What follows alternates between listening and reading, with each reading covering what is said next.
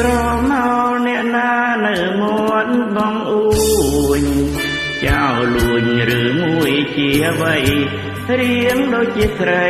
ក្លិនដូចជាផ្កា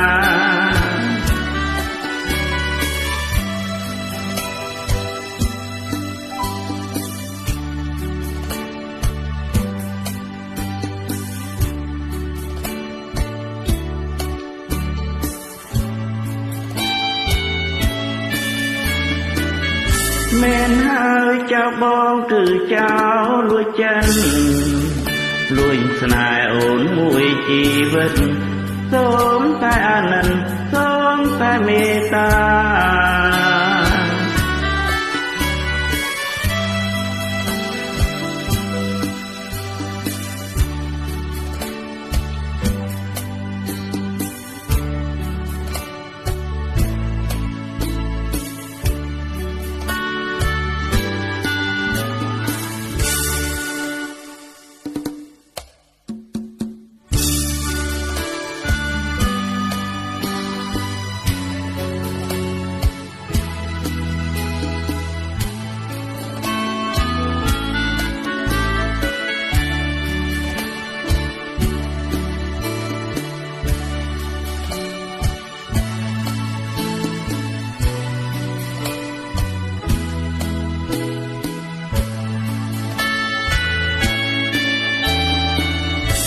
ឲ្យតែព្រមស្នេហ៍ហើយស្នេហ៍ដោយស្មង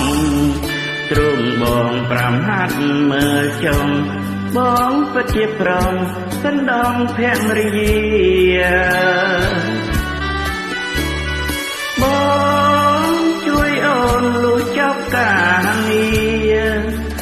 ឥឡូវសូមតែវាចាមួយម៉ាន់មកថាមេត្តាបងទេ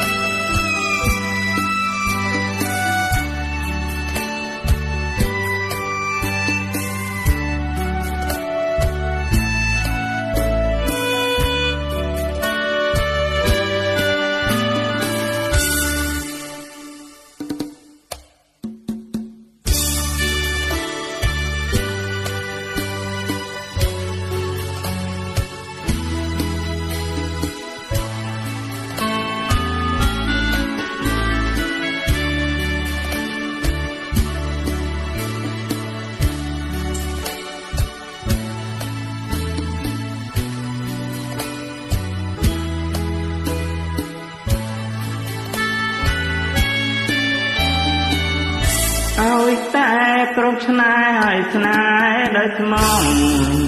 ទ្រង់បង5ហាត់មើលចុង